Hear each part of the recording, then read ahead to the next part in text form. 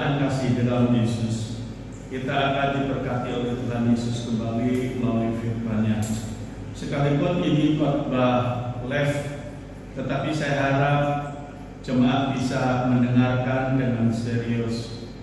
Ya, karena hari-hari ini keadaan menjadi tidak baik. Tetapi jika kehidupan iman rohani saudara baik, ya, maka segala sesuatunya akan tetap menjadi baik. Ya. Jemaat yang kasih di dalam Yesus, saya akan sampaikan firman Tuhan, ya, di dalam 1 Yohanes 3 ayat yang pertama. Demikian bunyi firman Tuhan. Lihatlah betapa besarnya kasih yang dikaruniakan Bapa kepada kita, sehingga kita disebut anak-anak Allah. Dan memang kita adalah anak-anak Allah. Karena itu dunia tidak mengenal kita, sebab dunia tidak mengenal Dia. Jemaat yang kasih di dalam Yesus, kita diciptakan menurut rupa dan gambar Allah. Dengan kata lain, kita dijadikan anak-anak Allah, seperti ayat yang kita baca tadi, 1 Yohanes 3 ayat yang pertama. Nah, Allah sangat mengasihi manusia yang diciptakannya. Itulah sebabnya Allah memberikan atau Allah menciptakan Taman Eden untuk manusia. Waktu manusia jatuh di dalam dosa, Allah turun dari surga ke dunia mencari manusia yang sudah jatuh di dalam dosa, menguduskan manusia, menyelamatkan manusia melalui Yesus harus naik ke salib. Jemaat yang kasih di dalam Yesus, itulah sebabnya Allah juga minta supaya manusia juga mengasihi Allah dengan segenap hatinya. Nah, kita melihat, saya akan memberikan contoh Abraham. Waktu Allah berfirman kepada Abraham, Abraham, keluarlah dari negeri Ur Kasdim bapakmu. Abraham langsung keluar, ya, dari negeri bapaknya. Padahal Abraham belum tahu tujuan yang pasti, tapi Abraham percaya sepenuh kepada perintah Allah ini. Nah, jemaat yang kasih di dalam Yesus, kita melihat bahwa Abraham itu sangat mengasihi Allah. Ya. Pada suatu kali Allah berfirman kepada Abraham, Abraham, persembahkanlah Ishak satu-satunya anakmu ini kepadaku. Memang saat itu Abraham sangat terkejut, ya, karena itu Ishak adalah anak yang dikasihi Abraham. Karena Ishak itu anak yang lahir dari Sarah yang juga dikasihi oleh Abraham. Tetapi kita melihat apa yang dilakukan oleh Abraham. Sekalipun dia mengasihi Ishak anaknya, Abraham, Ishak tetap, ya, dipersembahkan kepada Allah, tetap dikorbankan kepada Allah, ya, karena Abraham sangat mengasihi Allah. Nah, itulah sebabnya Allah pun kaget waktu Abraham hendak menyembelih anaknya. Di sini Allah tahu, ya, betapa Abraham ini sangat mengasihi Allah. Itulah sebabnya di dalam Kejadian 22 ayat 16 dan 18 katanya, aku bersumpah demi diriku sendiri, demikianlah firman Tuhan, karena engkau telah berbuat demikian. Berbuat demikian itu maksudnya, ya, Abraham sangat mengasihi Ishak, tapi dia tega mau menyembelih Ishak karena ini perintah Allah, dan Abraham lebih mengasihi Allah daripada Ishak. Itulah sebabnya Allah bersumpah demi dirinya sendiri, Allah akan memberkati Abraham sampai, ya, dari keturunan-keturunan Abraham ini. Nah, jemaat yang kasih di dalam Yesus, ya, biarlah kita memiliki iman rohani seperti Abraham. Ya, kita bukan cuma percaya kepada Allah saja, tapi kita juga mengasihi Allah dengan segenap hati kita. Yang kedua, saya akan memberikan contoh tentang Daud. Daud juga sangat mengasihi Allah dengan segenap hatinya. Kita melihat pada satu kali Daud jatuh di dalam dosa. Nah, mestinya Daud ini menurut Taurat, Daud harus menerima hukuman mati, ya, karena apa yang diperbuat oleh Daud.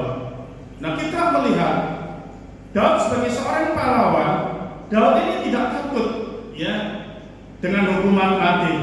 Tapi yang Daud katakan kepada Allah, Tuhan, jangan ambil rohmu yang kudus dari dalamku. Itu ditulis dalam Mazmur 51 ayat yang ke-13.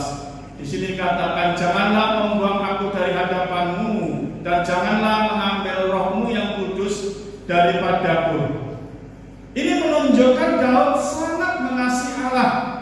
Ya, nah, di mana Daud tidak takut mati, ya, karena dia melakukan dosa ini, tapi dia takut ditinggalkan oleh Allah.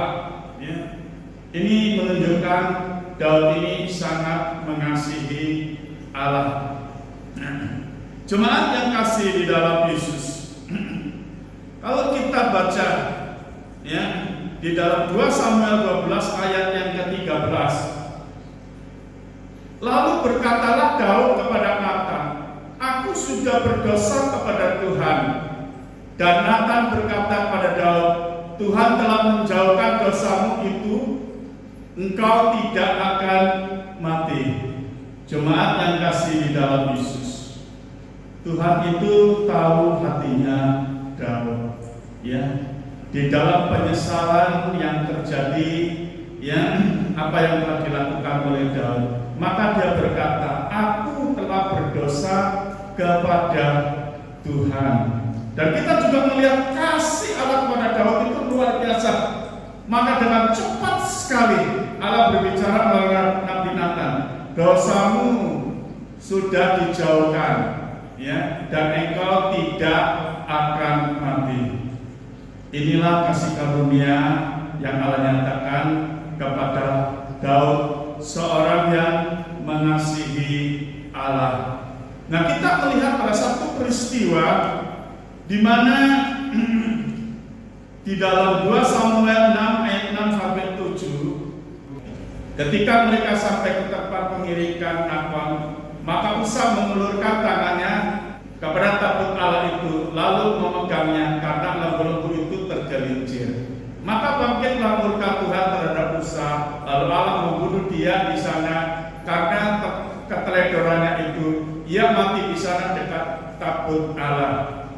Jemaat yang kasih di dalam Yesus, di dalam ayat ini menunjukkan Usa, teman Daud ini melanggar kekudusan Tuhan. Maka Tuhan murka, ya, hingga sahabat Daud ini dipukul oleh Tuhan, ya, dan Usa mati saat itu. Nah, tapi di sisi lain kita melihat Daud ini adalah seorang yang suka berdoa.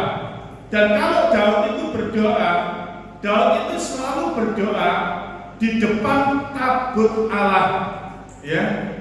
Dan Daud waktu berdoa kepada Allah, ya, atau dengan kata lain kalau bahasa sekarang ini curhat, ya, kepada Allah, ya, maka Daud bukan hanya berkata-kata saja kepada Allah, tapi tangan kanan Daud itu menjamah tabut Allah. Nah, mestinya murka Allah turun kepada Daud, tapi tidak demikian yang terjadi kepada Daud. Karena Allah itu tahu kalau Daud itu menjamah tabut Allah ini tadi, karena Daud itu rindu kepada Allah, karena Daud itu sangat mengasihi Allah. Maka bukan murka Allah yang turun kepada Daud, tapi kasih karunia Allah yang turun kepada Daud. Itulah sebabnya Daud merasakan satu damai sejahtera yang luar biasa, hingga Daud menuliskan di dalam kitab Mazmur 62, ya, ayat yang kedua, hanya dekat Allah saja aku menjadi tenang, dan kepadanya lah keselamatanku. Jadi jemaat yang kasih di dalam Yesus, sekali lagi milikilah ya hidup bukan cuma hanya cukup beriman kepada Allah, tapi lebih dari itu kita mengasihi Allah dengan segenap hati kita. Itulah setiap kerinduan Allah ya kepada anak-anaknya. Allah rindu kita sebagai anak-anaknya. Kita mengasihi Dia dengan segenap hati kita. Kalau kita melihat Efesus 3 ayat yang ke-17, sehingga oleh imanmu Kristus diam di dalam hatimu dan kamu berakar serta berdasar di dalam kasih. Jemaat yang kasih di dalam Yesus, ya, kita melihat hendaklah kita memiliki iman yang berakar di dalam kasih karunia Tuhan Yesus. Ya. Nah, kita melihat setiap orang yang beriman tanpa kasih, maka Kristus belum memenuhi hidupnya. Sekali lagi saya ulangi, jika saudara beriman tanpa mengasihi Kristus, maka Kristus belum memenuhi hidup saudara. Ya. Orang yang memiliki kasih itu mengenal Allah adalah kasih. Allah adalah sumber kasih. Ya, itu dituliskan di dalam 1 Yohanes 4 ayat yang ke-8. Ya, dikatakan barang siapa tidak mengasihi, ia tidak mengenal Allah, sebab Allah adalah kasih. Jemaat yang kasih di dalam Yesus. Sekali lagi ayat-ayat yang saya bacakan ini membuktikan, jadi jemaat tidak cukup ya kita beribadah hanya karena kita beriman kepada Tuhan, tapi lebih dari itu Allah menghendaki kita beribadah karena kita mengasihi Allah. Saya akan mengambilkan contoh-contoh ya iman yang berakar di dalam kasih Allah. Ya, salah satu contoh di dalam Injil Matius pasal 13 ayat yang ke-6 ya. Tetapi sesudah matahari terbit layulah ia dan menjadi kering karena tidak berakar. Ini berbicara benih ya. Benih itu berbicara tentang firman Allah ya. Nah, benih itu juga berbicara tentang ya iman kita, ya iman saudara. Nah, benih yang tidak berakar, waktu kena matahari panas, benih itu langsung kering dan benih itu mati. Tapi sebaliknya, kalau benih itu berakar dalam, maka matahari yang panas itu justru akan menumbuhkan benih itu tadi. Ya, jadi perbedaan benih yang tidak berakar dan benih yang berakar itu sangat beda sekali. Jemaat yang kasih di dalam Yesus, terik matahari panas itu berbicara tentang penderitaan. Ya, orang yang iman rohaninya tidak berakar, waktu dia mengalami penderitaan, maka dia akan murtad. Ya. Tetapi sebaliknya, ya, orang yang memiliki iman, ya, iman yang berakar, ya di dalam kasih Tuhan, maka justru penderitaan itu membuat roh orang itu menjadi kuat sekali. Ya. Nah, kita melihat salah satu contoh Rasul Paulus. Rasul Paulus itu ya ada satu duri di dalam daging. Itu adalah satu penyakit yang diderita oleh Rasul Paulus. Sudah 3 kali Rasul Paulus ya minta kepada Tuhan supaya duri dalam daging ini bisa dilepaskan. Ya. Tetapi Tuhan berkata, cukup kasih karunia yang aku berikan kepadamu. Ya, karena waktu engkau lemah, ya maka kuasa Allah lebih besar dicurahkan kepada Paulus. Ya, itulah sebabnya Paulus mengatakan, waktu aku lemah, aku kuat. Ya, karena kalau Rasul Paulus lemah, ya dia berpegang kuat kepada Allah. Ya, dia berharap kuat kepada Allah. Nah, maka kita melihat kuasa Allah yang lebih besar itu dicurahkan kepada Rasul Paulus waktu Rasul Paulus dalam keadaan lemah. Karena dalam keadaan lemah itulah Rasul Paulus yang bersandar sepenuh kepada Allah. Ya. Nah, kalau kita melihat Injil Matius 13 ayat yang ke-21, tetapi ia tidak berakar dan tahan sebentar saja apabila datang penindasan atau penganiayaan karena firman itu, orang itu segera murtad.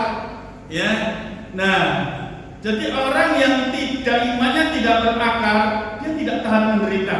Ada penderitaan sedikit, dia sudah murtad, artinya meninggalkan Tuhan.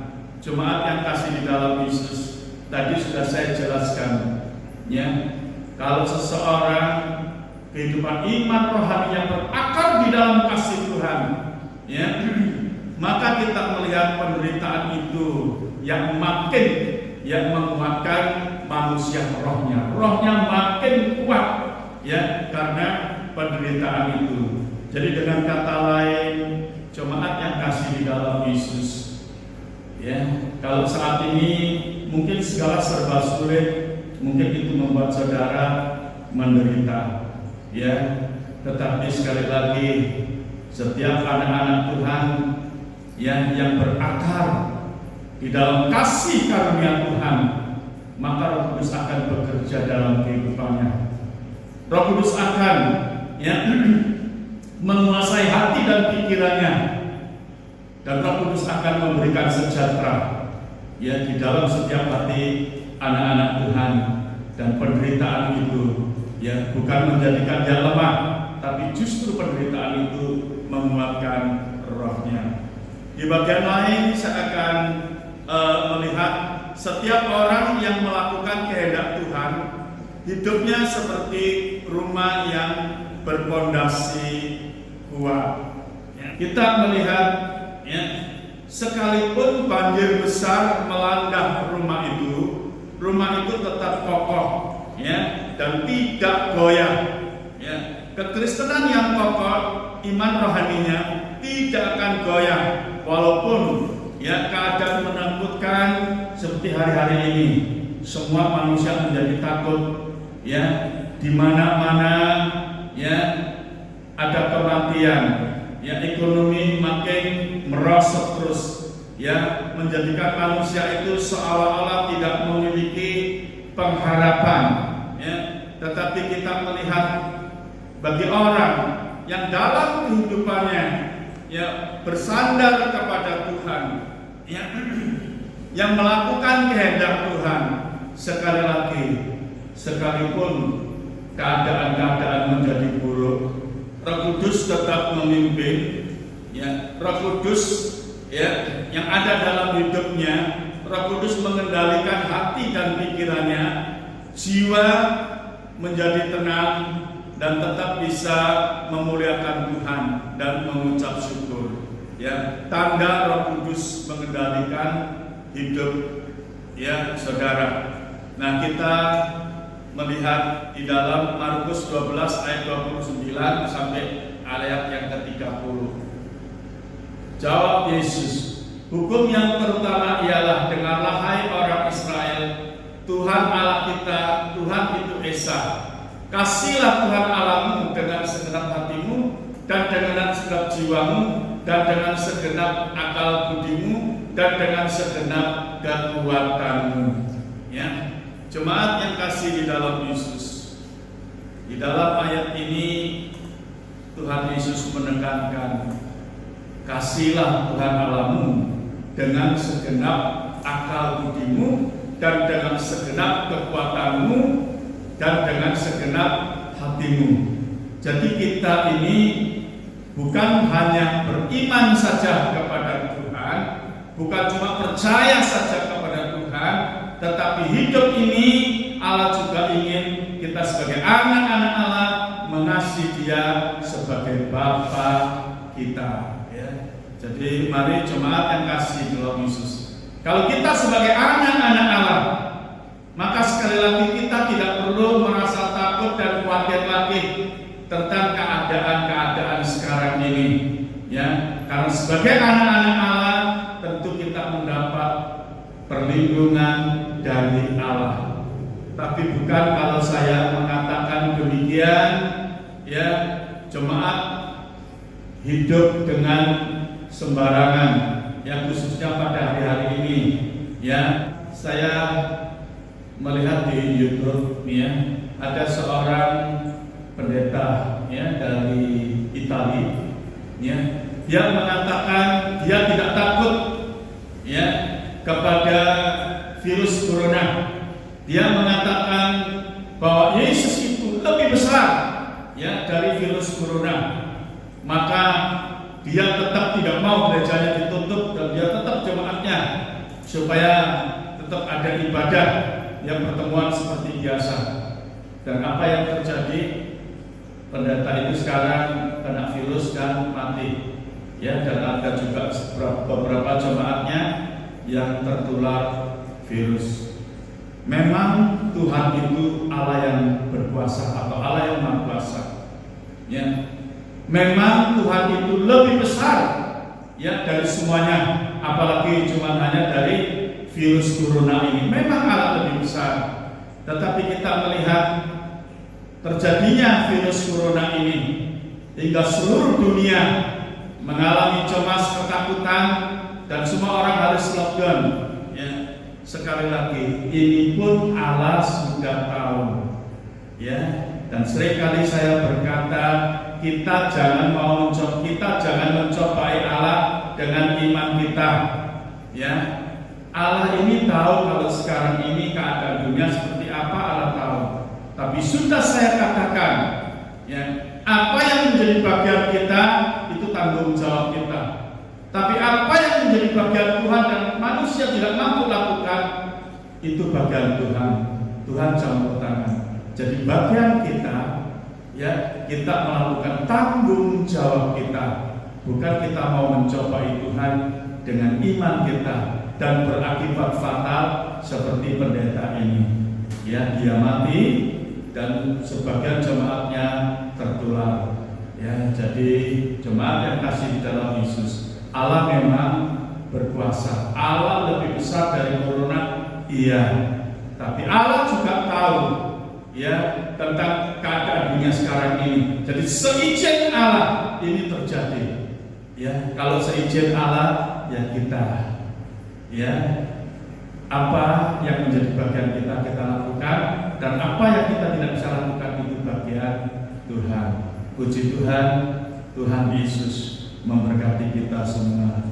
Shalom, Tuhan Yesus memberkati kita semua. Saya tetap berdoa, ya, bagi seluruh jemaat, supaya keadaan jemaat sekalipun dalam keadaan yang tidak baik, tapi keadaan saudara tetap baik. Saya jadi gembala saudara terus berdoa, ya, supaya keadaan saudara, ya, tetap, ya, baik, ya. Puji Tuhan, Tuhan Yesus memberkati, dan saya akan berdoa untuk saudara. Bapa, di dalam nama Tuhan Yesus, dengan penuh rasa syukur dan terima kasih, saya sudah menyampaikan sebagian benih firman-Mu. Kiranya benih firman-Mu ini termeterai di dalam setiap hati umat-Mu, ya Bapa. Kiranya umat-Mu ini kembali dikuatkan, diteguhkan melalui kebenaran firman-Mu, hingga umat-Mu tidak hidup di dalam ketakutan, tapi tetap hidup di dalam iman dan bersandar sepenuh kepada Tuhan Yesus. Umat-Mu selain beriman, umat-Mu juga mengasihi Engkau, karena umat-Mu ini adalah anak-anak Allah yang Engkau kasih, Engkau sertai, Engkau lindungi. Maka kita tidak perlu merasa takut lagi. Apa yang menjadi bagian kita lakukan, itu tanggung jawab kita. Tapi apa yang kita tidak bisa melakukan, itu tanggung jawab Tuhan. Engkau Allah yang Maha Kasih, Engkau mengasihi kami, Engkau menyertai hidup kami, dan Engkau tetap menyertai kami dan memberkati hidup kami. Sekarang ya Tuhan, hamba mohonkan berkat bagi seluruh umat yang hamba gembalakan, semuanya diberkati di dalam nama Tuhan Yesus Kristus. Amin.